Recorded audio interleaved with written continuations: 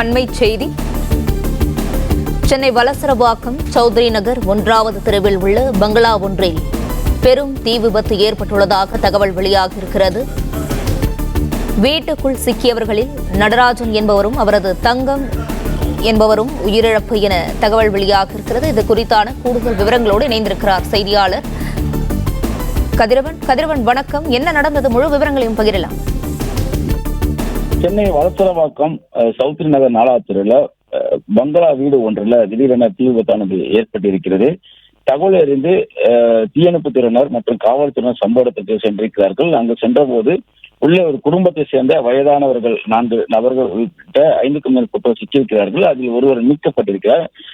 மற்றவர்கள் உள்ளே சிக்கிக் கொண்டிருக்கின்றனர். அவர்களை மீட்கும் பணியில் ஈடுபட்டிருக்கிறார்கள். கிட்டத்தட்ட 3 வண்டிகளை 30க்கும் மேற்பட்ட தீயணைப்பு துறையினர் தீயை அணைக்கும் முயற்சியில் ஈடுபட்டு உள்ளே சிக்கிக் கொண்டிருக்கக்கூடிய நபர்களை மீட்கும் நடவடிக்கையில் ஈடுபட்டிருக்கிறார்கள். இதில் நடராஜன் மற்றும் தங்கம் ஆகிய இருவரும் உயிரிழந்திருப்பதாக தகவலானது கிடைக்கப்பட்டிருக்கிறது. தீ விபத்தினுள் சிக்கிய ஸ்ரீராம் என்ற நபர் மீட்கப்பட்டதாகவும் மற்ற 4 நபர்கள் நடராஜன் மற்றும் தங்கம், ஸ்ரீராமின் தாய் தந்தை என 4 நபர்கள் உள்ளே சிக்கிக் கொண்டதில் நடராஜனும் அவரது மனைவி தங்கமும் உயிரிழந்ததாக தகவல்கள் கிடைக்கப்பட்டிருக்கின்றன. மற்ற இருவரையும் மீட்கக்கூடிய பணிகளில் காவல்துறையும் தீயணைப்பு துறையும் இணைந்து முழுவீச்சில் செயல்பட்டு வருகிறார்கள்.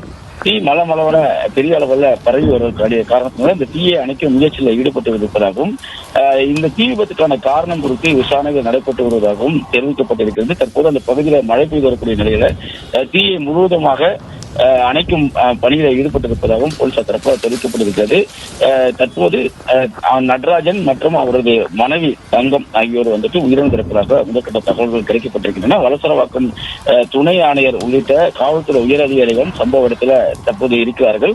அங்கு அவர்களை மீட்கக்கூடிய பணிகளும் அவர்கள் உடல்களை மீட்கக்கூடிய இறந்தவர்களும் உடல்களை மீட்கக்கூடிய பணிகளும் ஈடுபடுவதாகவும் தெரிவிக்கப்படுகிறது.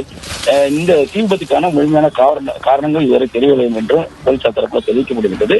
தற்போது மற்ற இருவர்களை உயிரோடு மீட்கக்கூடிய பணிகளில் ஈடுபட்டிருப்பதாகவும் தீயணைப்பு துறை சார்பாகவும் காவல்துறை சார்பாகவும் தெரிவிக்கப்படுகிறது. 2 நபர்கள் தற்போது உயிரிழந்திருப்பதாக தகவல் கிடைக்கப்பட்டிருக்கின்றன. விவரங்களுக்கு நன்றி கதிரவன்.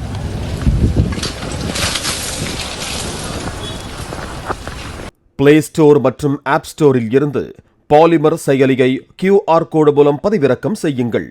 செய்திகளை உடனுக்குடன் பெறுங்கள்.